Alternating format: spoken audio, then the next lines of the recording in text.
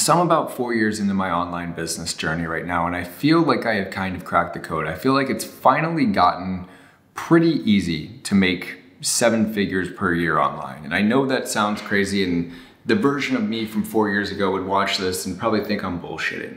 I didn't come from any type of crazy money. I had a normal, good upbringing, but I was never given a handout. I didn't invent some genius app. I never was a tech nerd or built Apple or Facebook or Google. Like, I'm not nearly smart enough to do anything like that. I'm just a kid who hated school, hated the idea of the normal path, and I wanted to figure out how to make shit work online. I wanted to have freedom and not have to sit in a cubicle for the next 50 years of my life. So I tried it. And it actually worked. And now I'm making more money in a month than my college professors did in a year. And I know that sounds pretentious, and I don't mean to be an asshole, but I remember what it was like to be the kid on the other side of the screen who's just like trying to figure this whole thing out, trying to actually see for themselves that the online money thing is real. Because there's a lot of bullshitters, there's a lot of gurus, there's a lot of people that'll set up a camera and talk shit, and you don't know who to trust. But I have my monthly revenue from the last 4 years, or yearly revenue from the last 4 years pulled up here. In 2020, that's when I started to get my feet wet online. I made $7,000 that year. And although it's not much, I just remember being so fucking proud of that, because it's $7,000 more than I'd ever made in my life. And it was all me. It was totally my doing. It was from mostly like videography and little random projects, but that was money. That gave me proof of concept. Fast forward to 2021, and I made $82,496. So that's when I started an SMMA. That was like the popular business at the time. And I finally did it. I finally had real proof of concept. I was actually making some money, enough money to pretty much support myself. That's when I dropped out of college and took control of my life. And then fast forward another year later, and I made $188,000 in 2022. So now I'm above the poverty line. I'm comfortable, I'm breathing. I've officially taken control of my life. I dropped out of college. That's the year that I moved to Miami. And towards the end of that year, I actually started to make some pretty good money. I ended December at $31,000. And then fast forward to 2023, now I'm living in Miami. I kind of have most of my dream life. And I have this, this marketing agency where I'm working with people that sell coaching, people that sell info products. I'm the main kind of copywriter / operator in their businesses. And that's when I really started to crack it. That's when at that point, I had a solid skill set, I had a solid foundation and a pretty good network just by posting content online and documenting my journey. So my income went from $25,000 in January to start that year to November was my biggest month that year, and I made $125,000 in profit. And if I fast forward another year to 2024, I made over $1 million in profit. And this year, on my current trajectory, I should do $1.5 to $2 million in profit this year. And I'm not saying this to sound like your typical kind of guru asshole flexer who's just pulling numbers out of their ass. I have my laptop open here and I'm legitimately reading the numbers on my Google sheet. And I remember what it was like to be that kid that I was in 2020 when I made $7,000 and I was just looking at all of the potential online. I was just kind of thinking like, I don't want to do the normal thing. I don't want to follow that path. I know this shit can work. I know I can figure out, but how? How am I going to do it? And I had this kind of inkling of doubt that was constantly on my mind that toyed with me. I think this is kind of like the bitch voice in your head that all of us have. It is the voice that tries to talk you out of taking the leap anytime you get close to the edge and you're looking over and you're unsure if it's going to work out. You're unsure if it actually works. And it'll try to talk you out of every decision that you could make that'll actually change your life. And if you always lose to that voice, if you always succumb to that voice, and it's creative in the way that it'll talk you out of it. It'll tell you, oh, this business model isn't right for you. You're more creative. You need something that you're more passionate about. You need something that fits your personality style more.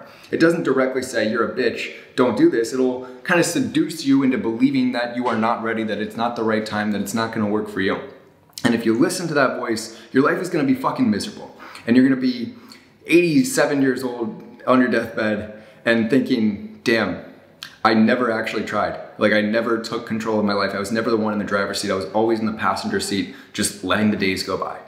And that was the scariest thing for me that I always wanted to escape. And I remember vividly some of those impasses where I reached a point in life and I knew that I had to make a decision that would alter the trajectory of my life. I knew that if I kept going down the route that I was on, it wasn't gonna lead me anywhere good. The first time I vividly remember this happening is when I decided not to play college basketball. Growing up, I was obsessed with basketball. You might have heard me talk about it before. And I always thought like, okay, I'm gonna play in college and then worst case scenario, I'll end up coaching or go play overseas or something else after. And by my junior year, I realized that that just wasn't for me anymore. It wasn't in the cards. I'm 5'10" and white and not the most athletic person in the world. So it's probably not wise to try to be a professional basketball player. So I came to this conclusion. It was just like one long night of thinking, okay, how would this play out? And I realized that I wanted to take a different path with my life. And then the next day I made that decision. Even though I had built my entire identity around being this basketball guy, my parents, everybody that knows me, they know I'm Ben, the basketball player, and that's what I'm gonna do with the rest of my life. I rejected it. I just completely discarded it in one decision, and that was difficult, but it was freeing. I remember just thinking like, that is a weight off of my shoulders. And the second time I reached this point where I'm at an impasse, I want to do something different with my life. I was in college. I joined a fraternity when I first got there, and I was living the normal, fun frat bro lifestyle. And I just knew, back in my mind somewhere, I knew that that wasn't going to be my route, but I was still talking, I was trying to talk myself into it. I was trying to talk myself and just kind of accepting this as a 4-year vacation and succumbing to the comfort for the next 4 years, and then I'll get some shitty little job and be miserable for the rest of my life. But again, I knew that wasn't the route that I actually wanted to take. And I would see people online that were making money, and I didn't have crazy expectations. At first, bro, all I wanted to do was make $5 grand a month online. Like, I remember picturing what my life would look like if I was able to make even $5 grand a month. Like, that's enough to support myself, get my own apartment. Maybe I'll get some kind of shitty old Porsche 911. And you probably can't afford that on $5 grand a month, but still, at the time I was like, 5 G's a month is all I fucking need, bro. And I was at one of my fraternity parties in college, and I'm probably like standing there holding this red Solo cup, kind of drunk, but like the good kind of drunk where you're buzzed and you're introspective rather than like hammered and retarded. So I'm looking around and I'm like, what's everybody so happy about? Like, is everybody really that naive? Like, why are we all just partying and pretending like this is gonna last forever? I don't wanna do this. Like, yeah, this has been fun for about a year, but I know this is not the route that I wanna take, and I know if I keep going down this route, my life is not going to be good. So again, in that very moment, I didn't let myself get talked out of it. I didn't reason with myself. It was, I know the right answer here. I can feel the right answer. And the next day I kind of started planning my escape route from college and thinking about really doubling down on myself and my business and how it's gonna all work out. And then I went home after that year during COVID, and I still had that kind of thought in my mind.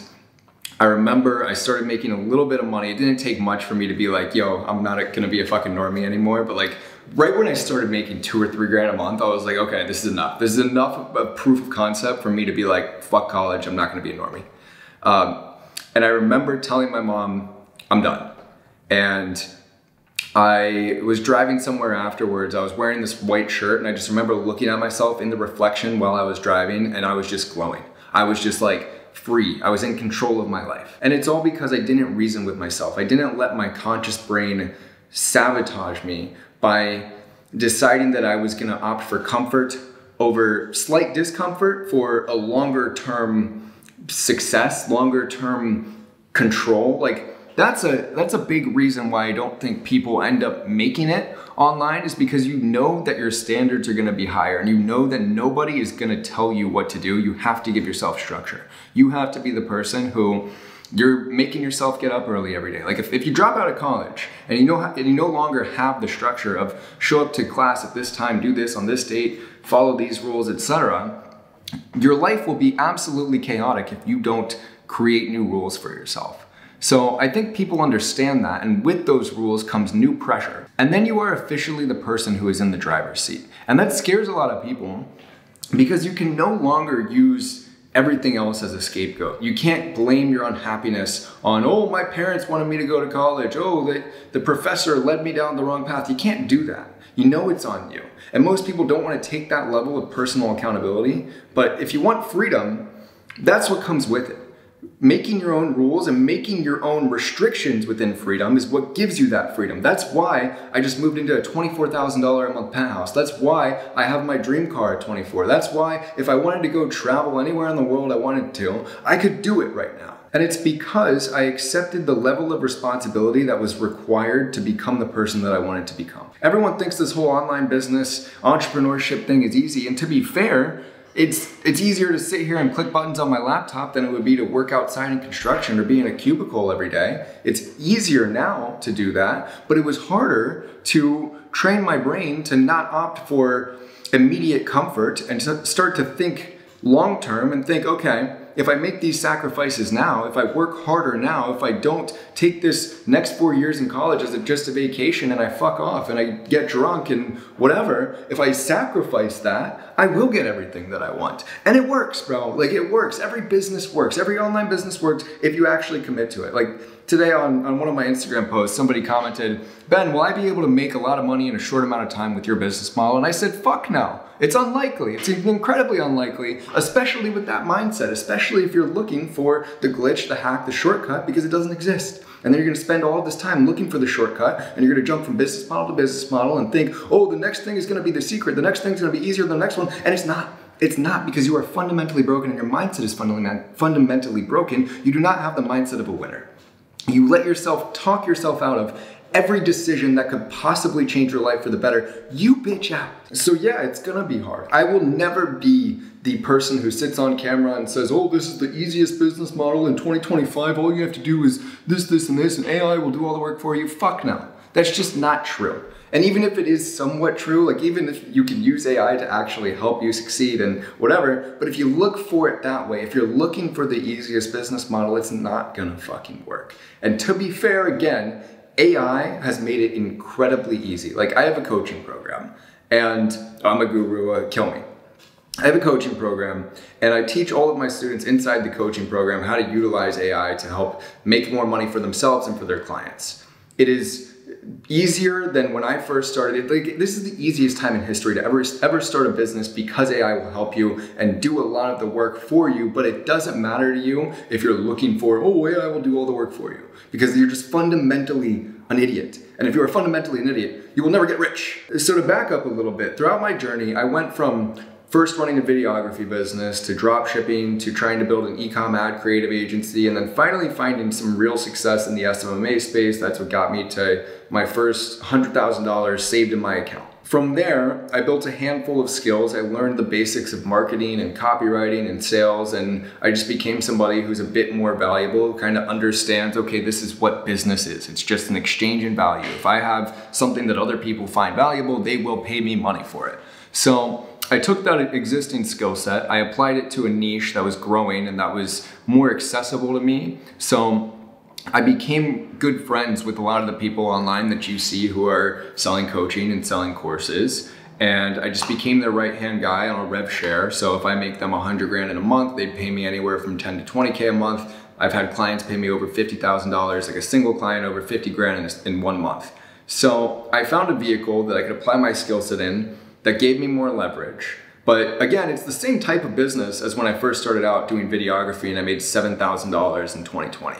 It's just providing services to somebody. But I found a business model or kind of an opportunity in a niche where I had more leverage, and the business owners I was working with had more leverage and more authority, and these businesses scaled more and they were leaner, so it just made more sense. And that's how I was able to hit my first 6-figure month in 2023 with just my agency. I did not sell any coaching. I wasn't doing anything else. Like most of the gurus online, they got rich doing coaching.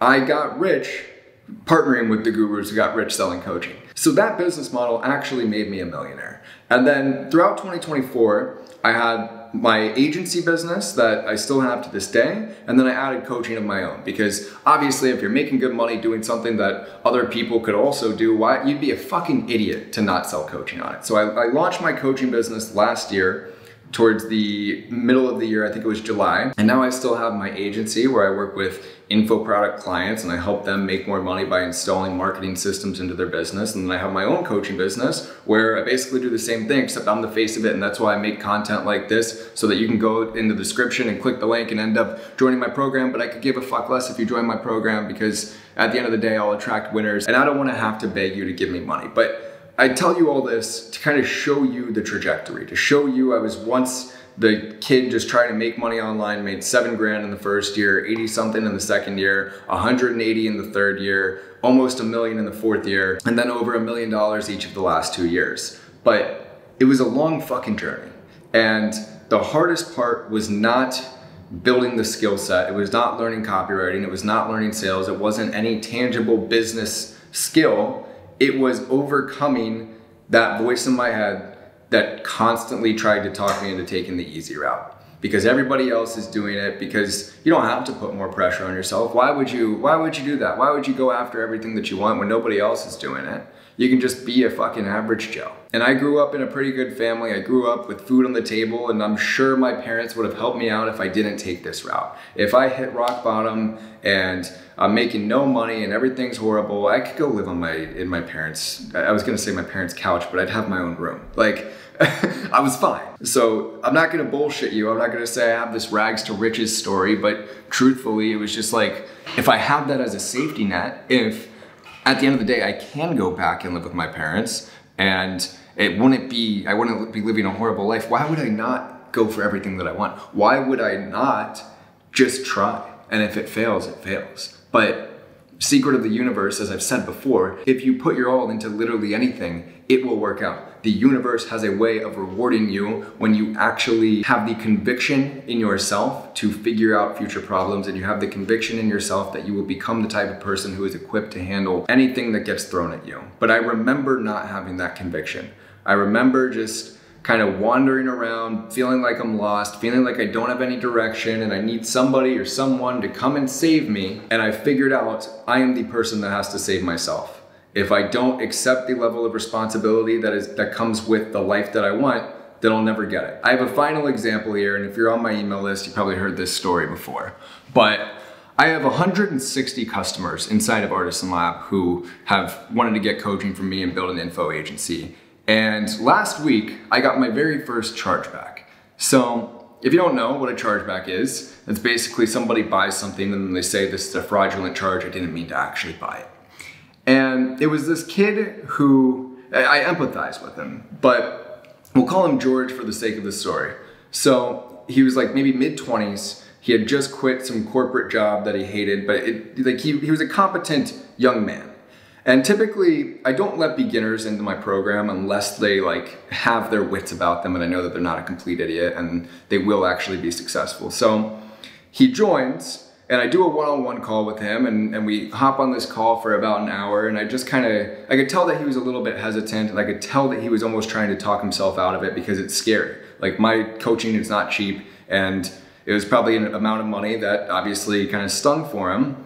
But he also had that voice that's like, okay, this is what you need to do. This is the leap of faith that you need to take. I trust this kid, Ben. He seems like he could lead the way for me. And so we do this one-on-one call, and it ends up pretty solid. I just give him a roadmap, tell him, okay, do this and this. Here's the steps that you need to follow. And I understand you're a little bit nervous right now, but just understand that's the voice trying to talk you out of that. If you listen to it, that's up to you. And by the end of the call, he was like, okay, thank you so much for this call. And I'm committed. I'm actually going to do this. The next day, he sends me a message and he asked for a refund. He'd already gone through a lot of the program. He already had the one-on-one with me. So out of the kindness of my heart, I offered him a partial refund, because at that point, it's like you've eaten the whole sandwich and then you ask to send it back. Like, come on. I guess that would only be feasible if there was like a toenail or a Band-Aid in the sandwich. But in this case, there are no toenails or Band-Aids in Artisan Lab. It's a fucking tremendous program, and we have a lot of people inside who are absolutely crushing it. And if you want access, go to the link in the description to apply. But anyway, after that call, I had faith in this kid. I thought he was actually gonna commit, but he asked for the refund. I tell him I give him a partial refund. I don't hear back from him. A few weeks later, he charges back.